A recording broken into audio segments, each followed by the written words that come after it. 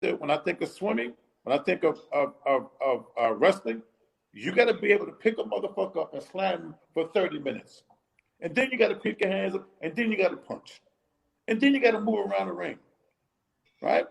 So the conditioning and the boxing, they collide. They got to collide. I've always been a fan of strength and conditioning, and I think it's just from a different perspective because, you know, we've seen that. Let me say one more thing. Go ahead. But the conditioning has to be related to the sport of boxing. No, absolutely. They got to, because if I take a kid and I make him doing 10 minutes of ball slam, I got to make that motherfucker move his hands. Yeah.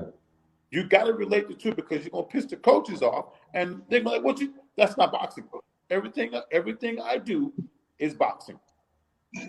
Now, and it goes with what you're saying as far as the strength and conditioning, staying in that strength and conditioning lane. Like, what's the guy? The Seattle Seahawks quarterback. I forget his name. Russell Wilson.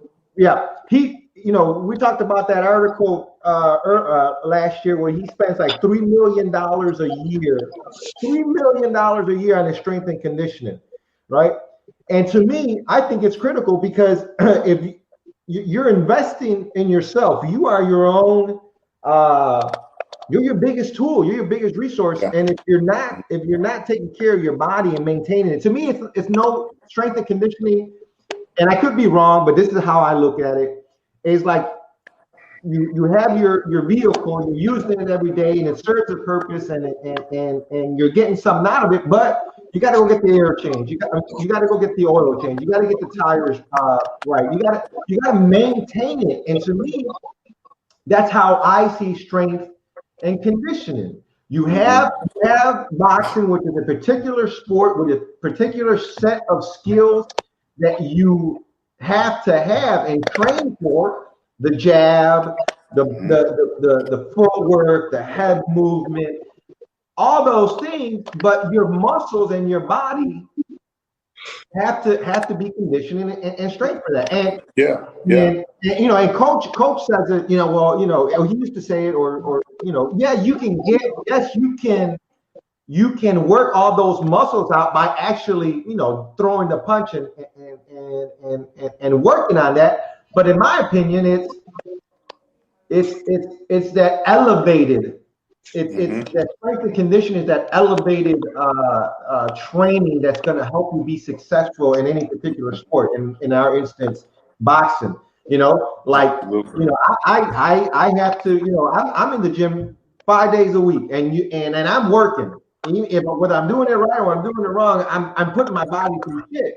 So I go get a massage once, twice a month to make sure that, you know, my body, you know, muscles are relaxed, you know, they're taken care of. And so I've always been a big fan, and I'm glad that door or that avenue is opening up more to athletes, and that you have people like yourself who have proven results, who have a passion for it, understand the importance of having that dynamic relationship with the boxing coach, because, you know, you're right, you don't want to step on toes, you don't want to, and what you really don't want to do is have two great coaches who really do care about a boxer that end up doing harm because of that communication and lack of teamwork. So it's good that attitude is there, because it's only going to ensure success for the boxer and the team overall. Without saying names, how many? Just a number. How many local strength and conditioning coaches would you say are elite or know what they're doing? It's a good question. Right. No. I didn't know what the fuck I was about to say. Okay. But I know. I would say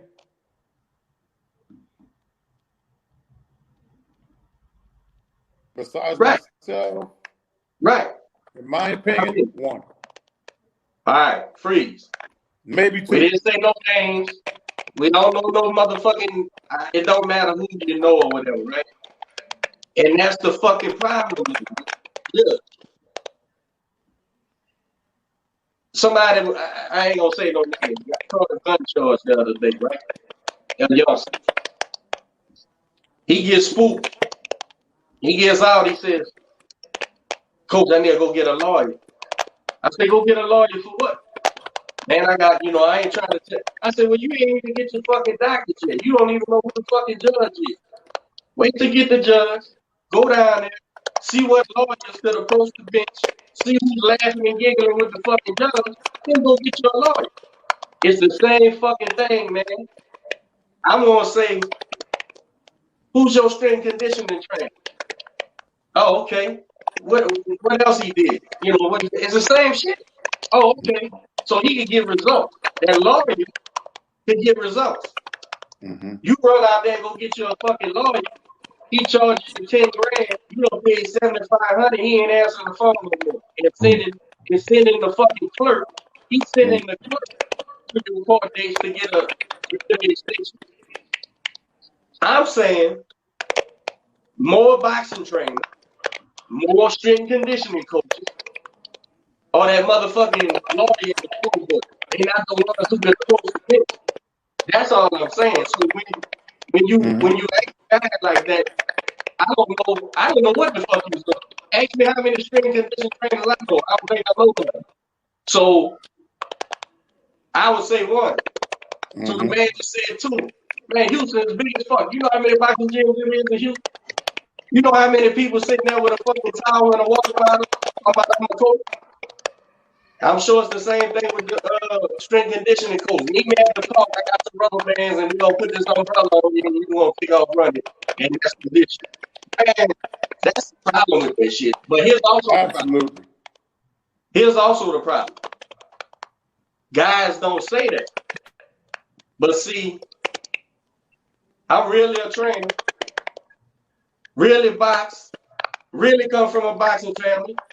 And I don't give a fuck about hurting your feelings if I say you ain't shit. You ain't shit, man. You ain't hurt, man.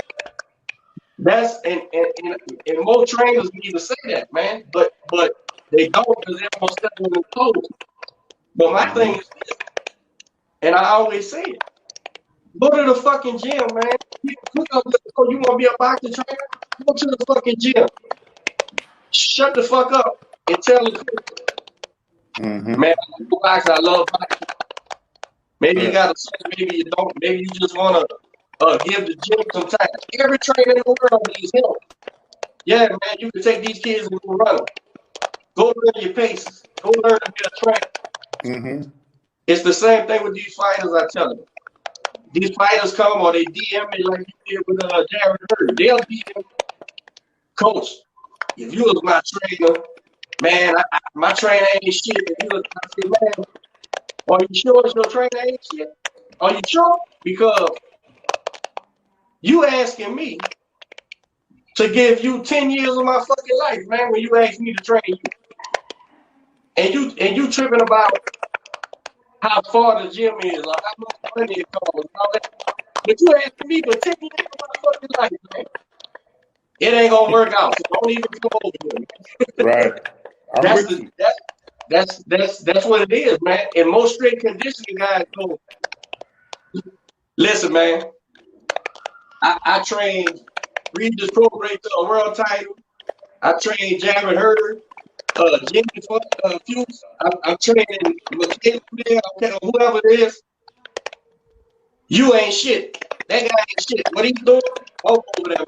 If X. I ain't talking about you protect people. I'm talking about when you ask. Man, what you think about so-and-so? So-and-so ain't shit, man. That's, you gonna get that kid hurt. When that black kid from England was fighting Kovalev, I didn't know who he was from a man in the moon. But they stuck a microphone in his face and said, what you doing to prepare for Kovalev? You know, he was a little older or whatever. He said, me and my trainer hit Mitch. We don't spar. We hit Mitch. I said, well, this dumb motherfucker about to get beat up. He don't even know. He don't even know about getting pushed and pulled and shit, man. I beat your ass up without punching. Without punching, I know how to beat your ass up and rub your ass up. And you finna fight this bad killing motherfucker? This dude was a killer at one time. And guess what? He got his ass whooped, and he just got his ass whooped recently. Now he's saying, man, I might need to make a change. Yeah, you need to make a change, motherfucker, because you just wasted a fucking 5, 6, 10 years with a motherfucker who was playing coach. He was playing coach. Playing coach. You was winning because you. So you have the one. He has the one. He got the skill game after skills. And he's winning. So now he's a coach. Yeah, you need a coach. You know, and anybody who was around you that loved you should have been saying, they won't. Hey man, I know you like this dude. Keep him around. Let him shake the milkshakes. Let him wash the towels. But we need to go get this fucking guy that's gonna train us to push the world. So now you done had all these fights. You done stepped up twice and got your ass whipped. So what's the answer? The answer is you went far as shit without no fucking training. Now go get you a trainer. Might be sound stuff. Right or wrong? That's real. Hey, Evans, if someone's watching this, right, and they're like, man, you know, I really need to get a strength and conditioning coach. What is it that you look for, or what's the difference between someone who you look at and say, okay, I know this person has what it takes and they're willing to do the work, versus someone who's just going to end up wasting your time? Is the first part of the question. And then the second part of the question is, how do you do a personal assessment with each client? How does that work? How does that process work? What do you look for in a client? And how does that work out? Because it only takes me 25 to 30 minutes to evaluate. Because this is what I said, and I mean this shit from the bottom of my shoes, that I will not deal with an athlete who's going to play boxing. We have more than five athletes lose their life, right? And some had nothing to do with preparing, but it has something to do with rehydration, not knowing enough, and not willing to reach out and do this shit the right way, right? And when I say rehydration, that means that athlete was not professional enough to do what he had to do to make weight. So guess what? There's these old remedies that they use in boxing that could take your life. So that means if you prepare yourself, you don't have to go through that strenuation, all that stuff, right? So when a fighter comes to me and says, Coach, I want you to help me. And guess what? I was like, okay, meet me at the gym. Meet me at the gym. Just bring some water. You want some Gatorade? Bring some Gatorade. I only need 30 minutes of your time. And look, I got a 20-pound medicine ball, right?